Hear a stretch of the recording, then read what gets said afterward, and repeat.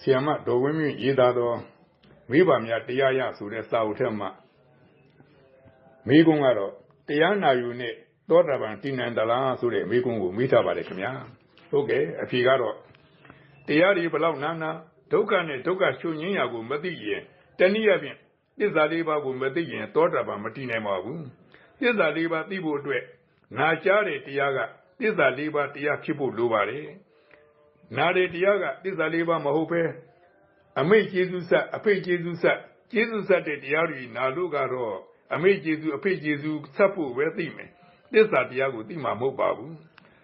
မလူလို့မရှိလို့မလူမဖြစ်ရလေအောင်လှူကြ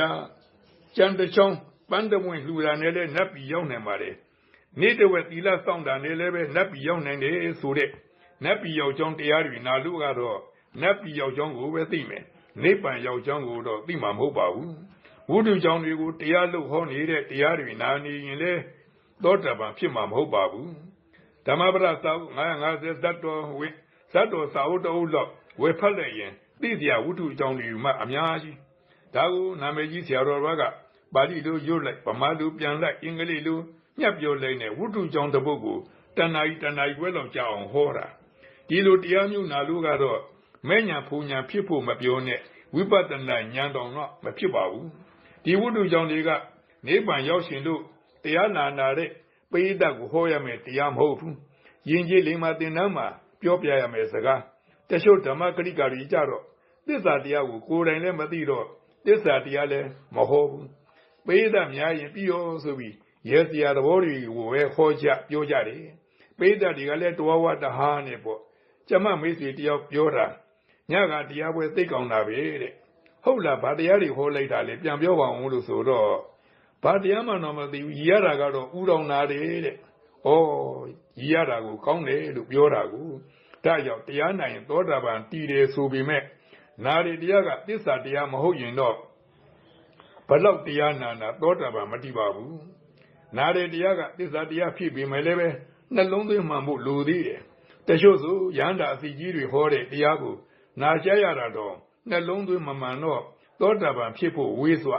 အရိယာကိုပြင်မတဲ့အရိယာရူပအန္တရာယ်မထိုက်ရင်တော့ကံကောင်းတယ်လို့ဆိုရမယ်နှလုံးသွင်းမှန်တယ်ဆိုတာအာယုန်တစ်ပါးစိတ်မသွားပဲတရားပေါ်မှာအာယုန်ဆိုင်ပြီးနာရမှာတရားနာနေတဲ့ရှင်မှာအရင်တော့ကကိုသိထားတဲ့အသိကိုအယူကိုအထင်တွေကိုခဏဘေးချိတ်ထားပြီးစိတ်ကိုဗလာခံပြီးနာရမှာအဲ့ဒါလိုမှမဟုတ်ပဲကိုရင်ကသိထားတဲ့အသိတွေစာအုပ်ထဲကစာတွေနဲ့တိုင်းတာနေရင်တော့တန်ပြဝိသိကိစ္စတွေဖြစ်နေကောင်းဖြစ်နေတာနဲ့ပဲမဲ့မဝင်နိုင်တော့ပါဘူးကိုသိထားတဲ့အသိတွေကဘယ်လို့မှအမှန်မဖြစ်နိုင်အမှန်ဆိုရင်လည်းအစကတည်းကသောတာပန်ဖြစ်ပြီးနေတော့ပြီသောတာပန်မဖြစ်သေးဘူးဆိုကြတဲ့ကအမှန်မြင်တဲ့ဉာဏ်မဖြစ်သေးလို့သာသောတာပန်မဖြစ်တာဒုက္ခဆိုရမှာကိုသိထားတဲ့ဒုက္ခကရုပ်တုံးခန္ဓာကြီးမှာဖြစ်နေတဲ့ဩရနာတာထုံနာကျင်နာကြိုက်တာခဲတာကိုပဲဒုက္ခလို့သိထားတာရုပ်မှာဖြစ်တဲ့ရုပ်ဒုက္ခကတဘာဝဒုက္ခတာဟုတ်တယ်အရိယာဉာဏ်ဖြစ်တဲ့သိရမယ့်ဒုက္ခအရိယာသစ္စာမဟုတ်ဘူးအဲ့လိုနဲ့နှလုံးသွင်းလို့စိတ်မှာဖြစ်တဲ့စိတ်ဒုက္ခဥပါဒณะခန္ဓာဒုက္ခကဒုက္ခသစ္စာပါလို့လည်းဟောလိုက်ရောဓမ္မစကြာမှာဇာတိသရဗျာတိမရဏ